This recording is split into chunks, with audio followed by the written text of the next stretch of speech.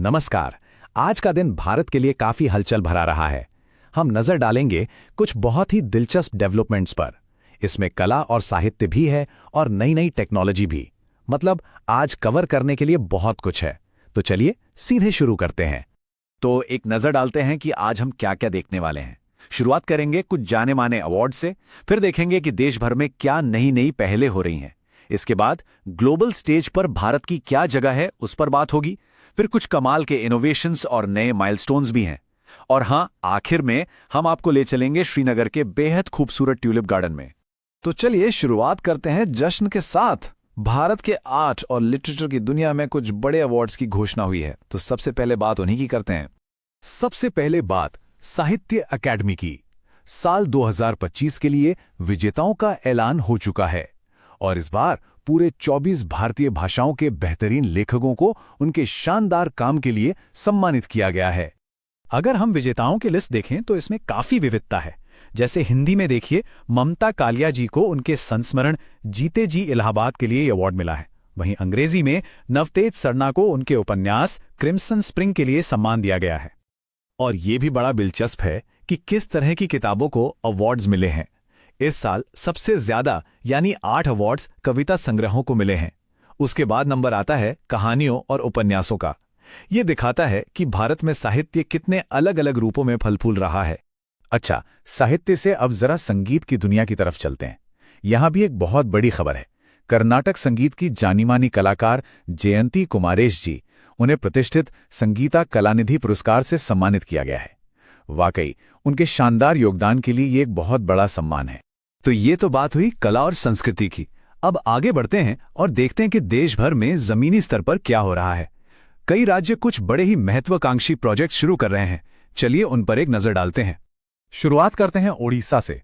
यहाँ का एक गांव है कुशनपुर, और ये कोई आम गांव नहीं है। ये बनने जा रहा है राज्य का पहला स्मार्ट विलेज। मतलब यहाँ पर रिन्यूएबल एनर्जी, साफ पानी और साइंटिफिक फार्मिंग, इन सब को एक साथ मिलाकर ग्रामीण विकास का एक नया मॉडल तैयार किया जा रहा है।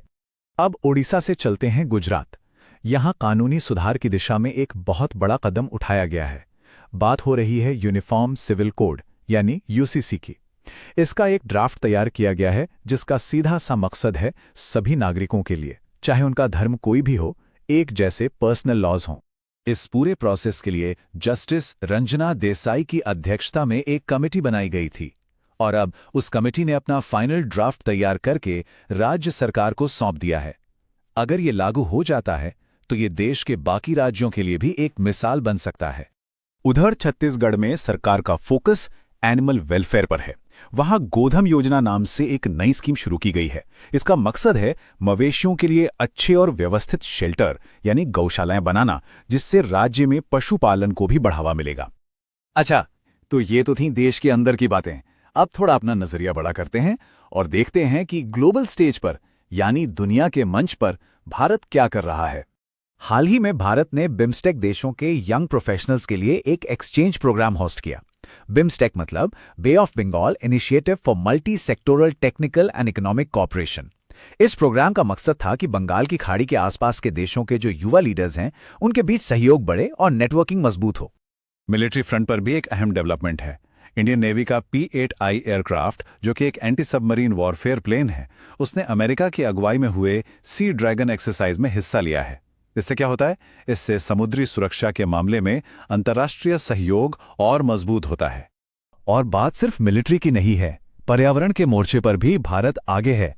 देखिए, भारत ने नगोया प्रोटोकॉल पर अपनी पहली नेशनल रिपोर्ट जमा कर दी है। यह प्रोटोकॉल असल में जेनेटिक रिसोर्सेज के इस्तेमाल से जुड़ा एक इंटरनेशनल एग्रीमेंट है और ये रिपोर्ट सबमिट करना दिखाता है कि भारत अपने ग्लोबल कमिटमेंट्स को लेकर कितना सीरियस है। चलिए अब बात करते हैं कुछ कमाल के नए माइलस्टोन्स की।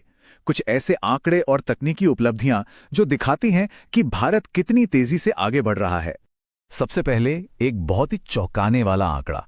नए सरकारी डेटा के मुताबिक भारत में अब 58% लोग सेल्फ एम्प्लॉयड हैं, यानी अपना कुछ काम करते हैं। ये आंकड़ा पहले 52% था, तो ये एक बड़ा इकोनॉमिक ट्रेंड है। अब जरा एग्रीकल्चर की बात करें। क्या आपको पता है कि पूरी दुनिया में पैदा होने वाले नारियल में से 30% से भी ज्यादा अकेले भारत में पैदा होता है? जी हाँ, इसी के साथ भारत दुनिया का सबसे बड़ा नारियल उत्पादक बन गया है। और देश की एनर्जी सिक्योरिटी को लेकर भी एक अपडेट है। कतर से एक बहुत बड़ा शिपमेंट भारत पहुंचा है। शिवालिक नाम के इस जहाज पर पूरे 46,000 मीट्रिक टन एलपीजी लाई गई है। टेक्नोलॉजी की दुनिया में तो एक कमाल ही हो गया है। भारत ने अपना पहला एम्फीबियस ड्रोन लॉन्च किया है, जिसका नाम है अवतार। अब ये एम्फीबियस क्या होता है? इसका मतलब है कि ये ड्रोन हवा में तो उड़ ही सकता है, साथ ही पानी के अंदर भी जा सकता है। सोचिए, डिफेंस और रिसर्च के लिए ये कितना बड़ा गेम चेंजर साबित हो सकता है। चलिए, इन सब गंभीर बातों के बाद अब आखिर में कुछ ऐसा देखते हैं जो आंखों को सुकून दे। ले चलते हैं आपको प्रकृति की गोद में। एक सवाल है, अगर किसी को एक साथ एक ही जगह पर 15 लाख खिले हुए ट्यूलिप देखने हो तो वो कहाँ जाएगा? जरा सोचिए, कैसा नजारा होगा वो? इसका जवाब है श्रीनगर, जम्मू कश्मीर में। जी हां, एशिया का सबसे बड़ा ट्यूलिप गार्डन, जो अभी अभी पब्लिक के लिए खोला गया है। ये सच में कैसा नजारा है जिसे शब्दों में बयां करना मुश्किल है।